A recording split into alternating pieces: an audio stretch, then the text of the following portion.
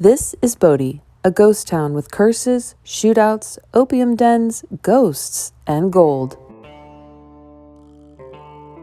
146 years ago, gold was discovered in this harsh subarctic climate, resulting in the boom of 1879.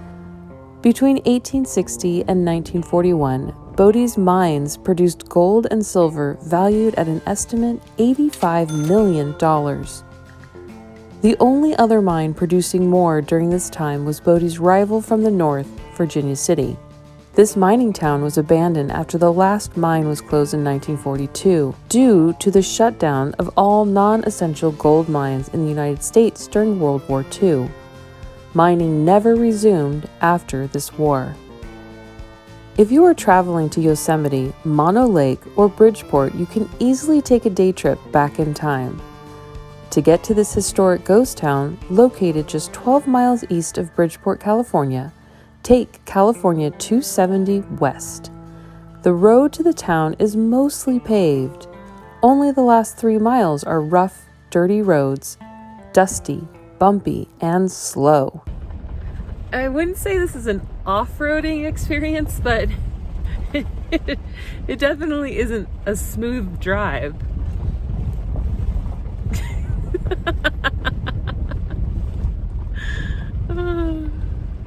I think any car could do this. There's no reason why any car couldn't make this trip. I am glad though that I have a 4-wheel drive just in case. The road is suitable for most vehicles. Make sure you safely pull over, get out of your car, turn around, and take in the dramatic views of the Sierra Nevada mountain range behind you.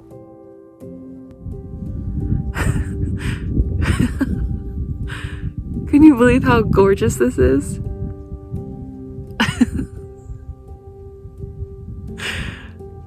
It's unreal.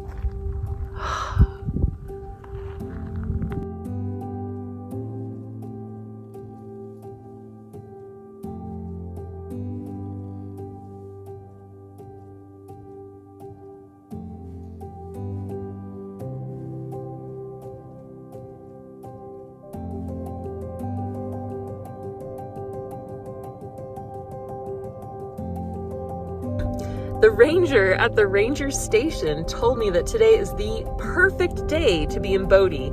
Yesterday there was a blizzard and tomorrow there's meant to be a blizzard, but today it's a very comfortable 50 degrees and I am so excited that I was able to make it up here.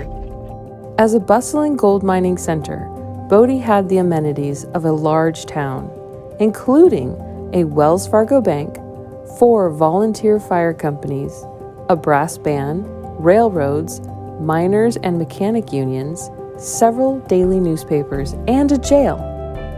At its peak, 65 saloons lined Main Street, which was a mile long. Murders, shootouts, barroom brawls, and stagecoach holdups were regular occurrences. In Bodie, on narrow King Street, Chinese Americans ran laundries, peddled vegetables shipped in by express, supplied charcoal, and provided most of the wood used in the town. Bodie's Chinese American community had its own temple and recreational facility.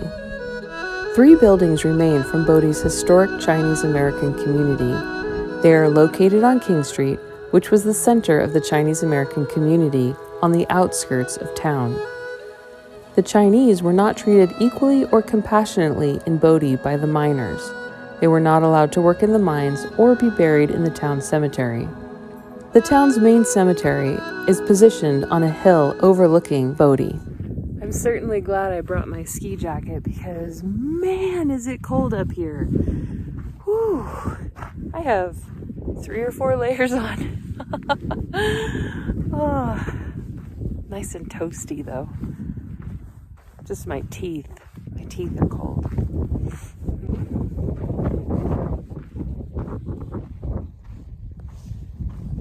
The funeral home is on Main Street. I have a fun story. When I was about 8, my mom took me here, and she told me it was a ghost town.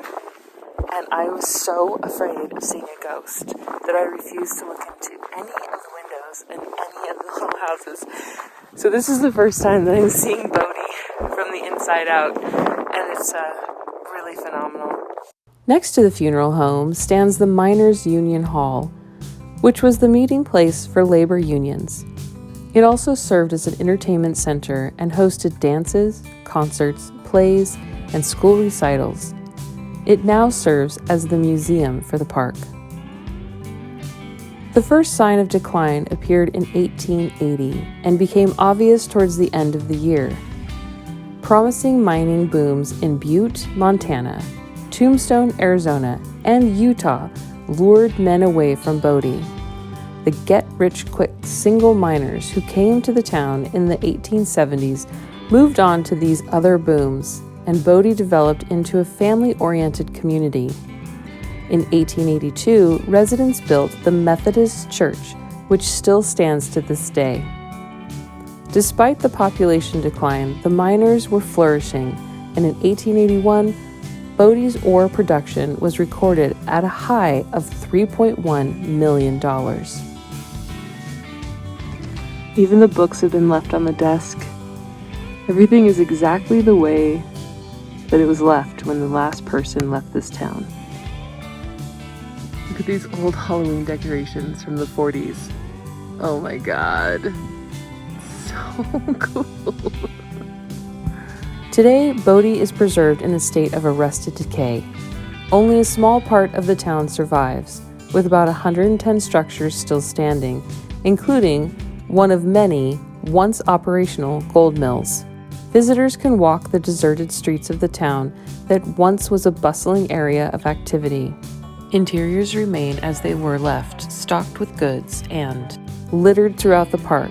One can find small shards of china dishes, square nails, and the occasional bottle, but removing these items is not only against the rules of the park, but some believe you will be cursed if you do. Every year, the rangers at Bodie receive apology letters and artifacts from non-believers who took something they found and ended up with bad luck. Some would argue that Bodie is the best preserved Western ghost town in the country. Unfortunately, due to budget issues, Bodie was scheduled to close both in 2009 and 2010. Thankfully, the California state legislature worked out a budget compromise that enabled the state's Park Closure Commission to keep it open. As of 2022, the park is still operating thanks to the Bodie Foundation. It receives about 200,000 visitors yearly. This is the barber shop, and this is the original barber thing. The white and red one. I don't remember what it's called, but it's very cool. You can still see the red and white paint on it. As a professional cosmetologist, I think that's really cool. These are some of the restrooms that we get to use when in Bodie, right? For those of you who might feel a little squeamish about using an outhouse, there are beautiful modern bathrooms at the parking lot if you want to make the trek all the way back up there.